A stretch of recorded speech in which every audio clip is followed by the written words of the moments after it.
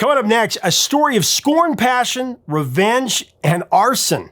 Sounds like a film noir thriller, but it was actually an innocent 2-minute song based on a cheating husband that managed to offend one of the most influential artists of the rock era, and also changed the landscape of popular music forever.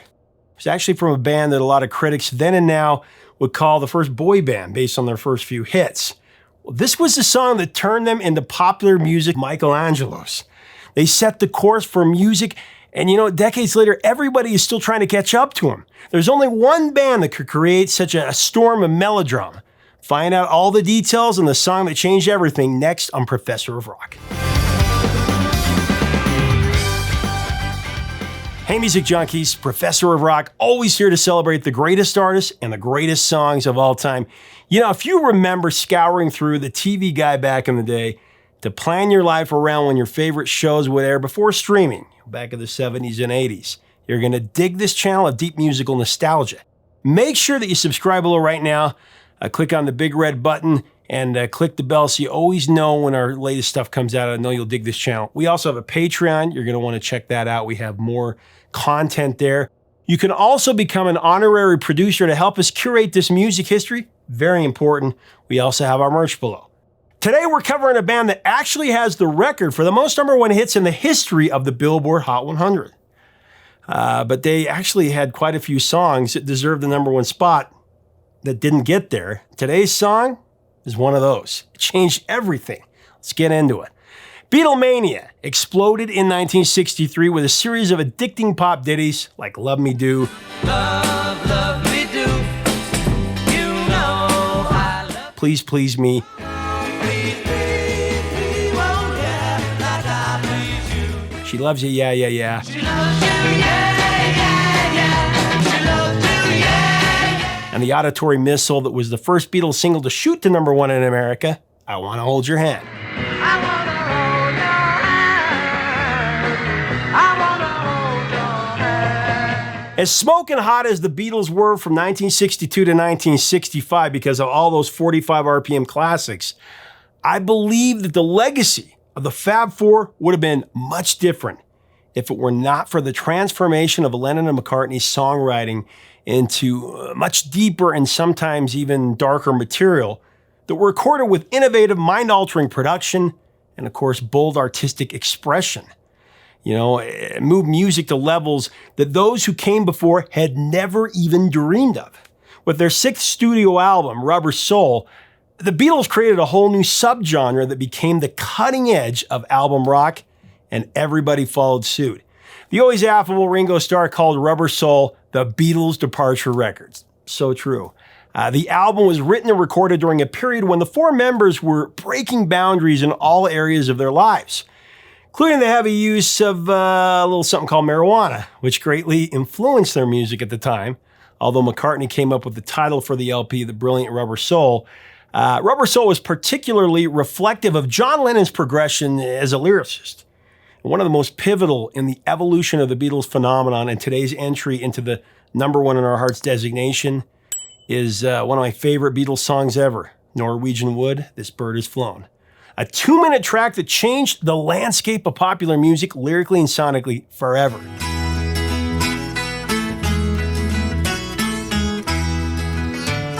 Now, some critics then and now call the Fab Four and their music a flash in the pan that would, peter out. Some haters even call them the first pop boy band based on their early hits like She Loves You, Yeah, Yeah, Yeah, and I Want to Hold Your Hand. And of course, nothing could be further from the truth. I've had arguments with friends about this forever.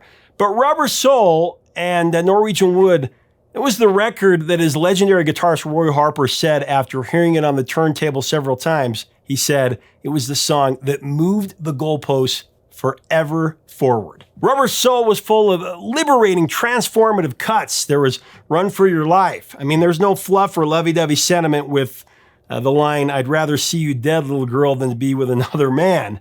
Lennon's barbarous declaration was as shocking as it was menacing. Well, I'd rather see you dead, little girl, than to be with another man. And there was the isolated struggle that resulted in Nowhere Man. He's a real nowhere man, sitting in his nowhere. and the brilliantly introspective In My Life. In my life, I love you more. One of McCartney's tunes that came from his intense relationship with Jane Asher is featured on Rubber Soul, the track I'm Looking Through You. You're down there, I'm looking through you. I mean, this was not your old man's music, if you were born in the 60s, what I mean. Rubber Soul also opened the door for George Harrison as a song composer. 2 tracks where he was the principal songwriter were included on Rubber Soul, If I Needed Someone and Think for Yourself. Do what you want to do, and go where you're going to. Now, John Lennon began writing Norwegian Wood, This Bird Has Flown, in January of '65, while he and his first wife, Cynthia, were on holiday with Beatles producer George Martin and his spouse in the Swiss Alps. The song was about John Lennon having an extramarital affair, but he didn't want Cynthia to know about his philandering. His verses were quite nebulous, with a veiled imagery, keep his wife in the dark. As Lennon would say, and I quote, "I wrote obscurely a la Dylan, I suppose never saying what you mean, but giving the impression of something, you just stick a few images together and you call it poetry. It was all very gobbledygook," as he would describe the song's ambiguous lyrics. Yeah, writing the song, it was really his way of clearing his conscience, like one would do with the privileged relationship between patient and therapist. I mean, maybe if he shared his feelings in a song, he wouldn't have to come clean with Cynthia, an admission that would lead to an inevitable breakup. Or maybe he did want the breakup. I think you could look at both things there. The big fat problem, though, with the kind of disclosure that he was putting there is that anything the Beatles did could not be hidden from the public. I mean, even in the pre-internet era, the 4 lads from Liverpool had no privacy. I need to make you see. Inside a villa at the St. Moritz Hotel, Lennon developed an acoustic arrangement for the song to go with his confession, and he auditioned it for George Martin. While he was actually recovering from a broken foot, an ski injury that occurred during the vacation. I think it was a broken toe, actually. George Martin, he was trying to get better, and John wrote a clandestine rendezvous with a woman whose identity he never revealed. The story unfolded with a cleverly intriguing lyric. "I once had a girl, or should I say she once had me?" I once had a girl, or should I say? First, it sounds like a sexual conquest, but then it becomes vulnerable. That's what I love about that lyric. It's brilliant. When he arrives at the girl's flat, he enters a room with tight quarters surrounded by a decor of Norwegian wood, or that's how people speculate, a cheap wall paneling that was actually pretty vogue in London back in the swinging 60s. We'll talk a little bit about that in a second. Please show me her room, isn't it good? Norwegian Wood. The girl asks John to stay, and he invests the rest of the evening into the wee hours of the morning, hoping to get lucky.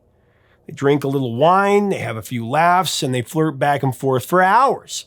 But the mood changes abruptly at 2 a.m. when the object of his desire announces that it's time for bed, because she has to work in the morning. After the buzzkill, John ends up sleeping in a bathtub because the girl is not going to share her bed with her pursuer, and there's nowhere else for him to recline, as the lyrics say. I told her I didn't and crawled up to sleep in the bath. What happens next is completely up to listener interpretation, with John moving swiftly from one image to another. Ultimately, John awakens from his uncomfortable slumber to find himself all alone. The girl has gone off to work without even telling him goodbye. In the third and final verse of Norwegian Wood, the story concludes with the narrator lamenting that he was alone. The bird had flown, so he lit a fire. And when I awoke, I was alone. This bird had flown. Now, one could surmise that the jilted man lit a fire to warm himself, after a miserable night trying to sleep in a cold cast iron tub. But Paul McCartney put a more sinister spin on the plot. McCartney, who claimed to have helped finish the lyrics for the tune during one of those 3-hour brainstorming sessions with John, he joked around in interviews that in an act of revenge, ultimate revenge, on the girl for jerking his chain, the guy lit the Norwegian Wood on fire, and he stealthily flees the scene of the crime. So I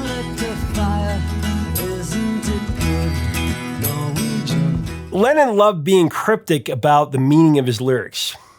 He offered very little explanation around Norwegian Wood, along with other songs, except to say that it was based on a true story and he had no idea how he settled on Norwegian Wood to paint the scene, so to speak. So John Lennon also claims that he couldn't remember who the song was about specifically. Now, I'm sure you're not buying that. I'm definitely not buying it. It's speculated by many, including writer Philip Norman, that the bird that flew was either journalist Maureen Cleave, who as fate would have it, was the one who released the interview with John about a year later that included the Beatles were more popular than Jesus quip, that sent the South into a record-burning bonanza. It's also speculated that British model Sunny Drain, who was the wife of Beatles photographer Robert Freeman, was the muse. My money is on Sunny Drain, since she often referred to herself as being Norwegian, and she lived in the same apartment complex that Lennon lived. Now, that would have been a convenient but also risky tryst, since Cynthia was in very close proximity. No matter. If what transpired that night in the Norwegian Wood apartment really happened, are we to believe that John was guilty of attempted arson? I can't imagine that. I mean, a busted affair that led to attempted arson, that would have been front page news for a year in The Sun or the Daily Mirror, the two big daily tabloids in the UK at the time. It's all poetic license, of course, because John intended the song just to be a smokescreen about his dalliances. But, it leaves much to the imagination, which is exactly what John wanted. I sat on the rug, biding my time, drinking her. And he did this in 2 minutes. I mean, this incredible story, just brilliant. Now, George Martin, for his part, considered the words in this mystical ballad to be, as he would say, slightly sick. Paul McCartney actually believed that he made it all up. He didn't even think it was about a real affair. He thought Lennon's inspiration was completely imaginary. He thought the source of his songwriting partner's song was actually about Peter Asher, that had his room done in wood. Paul would say about it, the song's inspiration was the room. It was made out of wood. It was pine, really cheap pine. But it's not a good title to say cheap pine. While Paul claimed this, John always said he had no idea where he came up with the notion or the title of Norwegian Wood, other than the current fad that I mentioned before of Scandinavian furniture in the 60s. Can't make this stuff up. Norwegian Wood is one of the first songs where John Lennon wrote a complete story, and it was a turning point in the emergence of folk-styled rock. The idea to write such a song was inspired by Bob Dylan. When John heard Dylan's music, his songwriting, it dramatically changed. I'm a Loser that came right before that was because of that. I'm a loser. I'm a loser. His lyrics became more introspective and surreal. If I ain't dead already. Girl, you know the reason why. Dylan also impacted John and his bandmates in another way when he introduced them to cannabis on August 28, 1964. This is during the band's famous tour of America, and marked another turning point in the musical direction of the Beatles. If I ain't dead already. Girl, you know the reason why. The arrangement of Norwegian Wood, This Bird Has Flown was also influenced by Bob Dylan. It was constructed around a 12/8 time signature, of course, very Dylan-esque. Lennon wasn't the only artist accused of plagiarizing Dylan. Many artists have borrowed from Dylan, but perhaps because of the enormous popularity of the Beatles at this time, Bob was especially irritated. Reportedly, he was very irritated by Norwegian Wood. And to retaliate, Dylan recorded a parody response titled Fourth Time Around. She said, no, dear. I said, your words aren't clear. You better spit out your gum. Lennon was quite miffed at the way that Dylan made fun of Norwegian Wood. Actually, in an interview for Rolling Stone magazine in 1968, John Lennon was very honest. He stated in so many words that he was paranoid, about how Dylan satirized Norwegian Wood. But surprisingly, he learned to like the track. Norwegian Wood may have been a short song. It was only 2 minutes long, but it was powerful enough to spurn Lennon's first wife, antagonize one of the most influential artists of the rock era, and captivate an entire generation of artists and fans. I was alone. This bird had flown. But even more than that, going back to the critics and the haters' claims about this young band of heartthrobs who sang silly love songs. People wanna fill the world with silly love songs. Sorry, I had to. It was easy. Pop songs, like She Loves You, Yeah, Yeah, Yeah, and I Want to Hold Your Hand. If you think about those songs, it came out in 63, here in America, 64, roughly. Just a mere 16 to 18 months later, they were releasing the deep artistic shapings of Norwegian Wood and Michelle and the classics from Rubber Soul. I mean, it's really mind-boggling. That musical progression, that artistic maturity, that sonic experimentation, it was so fast, it was like going from the prehistoric age to the Industrial Revolution overnight. I mean, the album single-handedly inspired Brian Wilson to create Pet Sounds.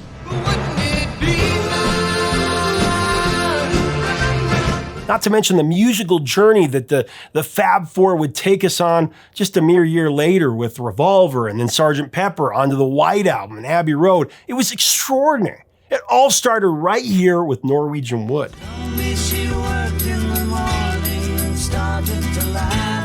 That month in America, it transformed the Beatles' approach to recording. They had a psychotropic awakening. Following their US tour, the Beatles returned to London and began working on Rubber Soul, and consciously threw standard rock and roll instrumentation out the window. Their newfound artistic experimentation, that led to George Harrison's incorporation of the Indian sitar on Norwegian Wood and the creation of Raga Rock.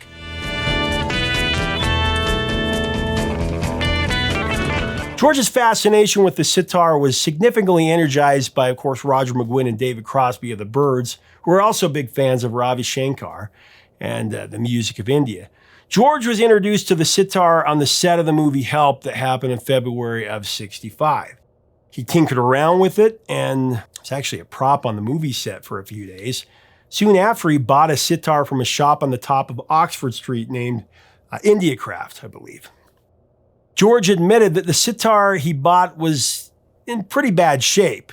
He bought it anyway. When the recording sessions for Norwegian Wood began inside Abbey Road, the former EMI studios, he and John Lennon decided they needed something really, really unique for this track. So he picked up what he would call the crummy sitar, the one that he purchased at IndieCraft, and he found the notes that John wanted for the melody, and he just worked it out.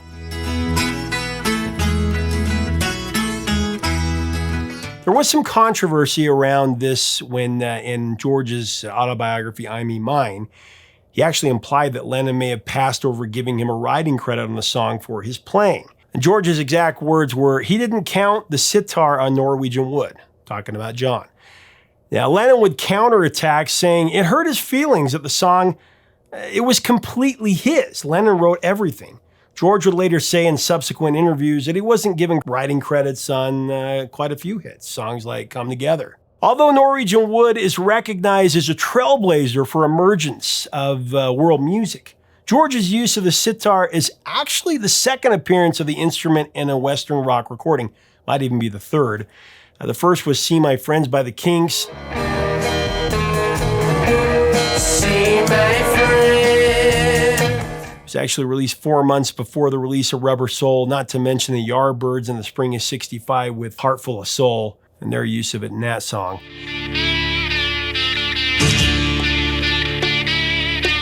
But I'm nitpicking here. Rubber Soul also represented the debut of the harmonium in a rock record, and the band's unbridled experimentation was further evidenced by McCartney playing the fuzz bass instead of his regular bass parts on George's Think for Yourself. What you want to do and go where you're going to. For the recording of In My Life, the Beatles integrated a piano that was made to simulate the sound of a Baroque-era harpsichord. This is when Lennon suggested a specific part of the track should sound like a piece by German composer Johann Sebastian Bach.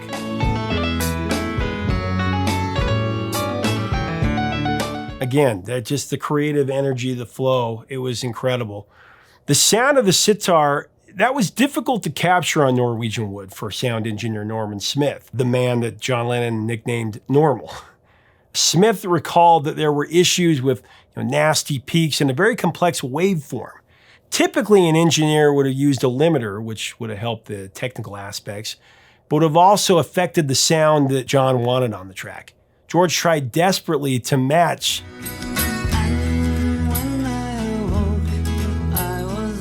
Norwegian Wood wasn't put out as a single per se, but it was one of the album cuts from Rubber Soul that received tremendous airplay back in 65 and 66 and to this day. In Australia, Norwegian Wood was the flip side of Nowhere Man on a double A-side single. Both of those hit the top of the charts in that country. Meanwhile, after the fellow musicians of the Beatles heard Norwegian Wood, the sitar was suddenly all over rock and pop music vinyl with tremendous success. There was the Rolling Stones' #1 classic, Paint It Black, to bubblegum hits from fly-by-night bands like the Lemon Pipers, John Fred and the Playboys, the Box Tops, and the Circle, just to name a couple.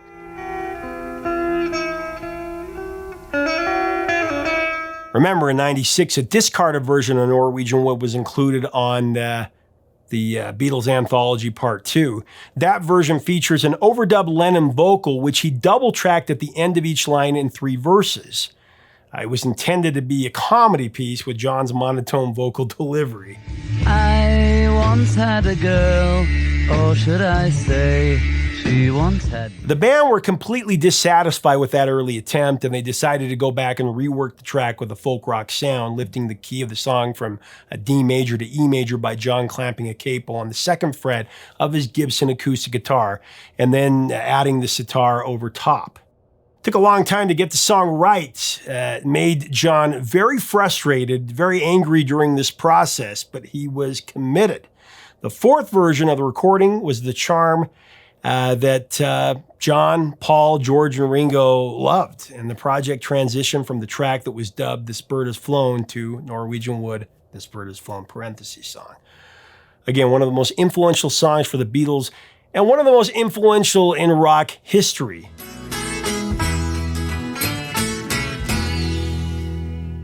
It should have been a #1 hit, but the band didn't release it. I mean, the truth is, there are over a dozen songs, maybe more, that the Beatles didn't release as singles that could have been #1 hits. The Beatles, they were in a league of their own, then and now, especially beginning with Rubber Soul. Remember, my dad once told me that the Beatles were always setting the course for music, and everyone else was just trying to catch up. As George Harrison would say at the time, we were growing very quickly. Yeah, that might be the great understatement in the history of music. Thanks so much for watching. Leave us a comment about the Beatles and Norwegian Wood. It's my 2nd favorite Beatles song of all time. See if you can guess what my #1 is. What's your #1? What are your favorites? What are your memories of the song of this album? Let us know in the comments below. If you dig our content, we would love to have you subscribe. Be a part of our process here every day. We jump in the time machine. Until next time, 3 chords and the truth, my friends.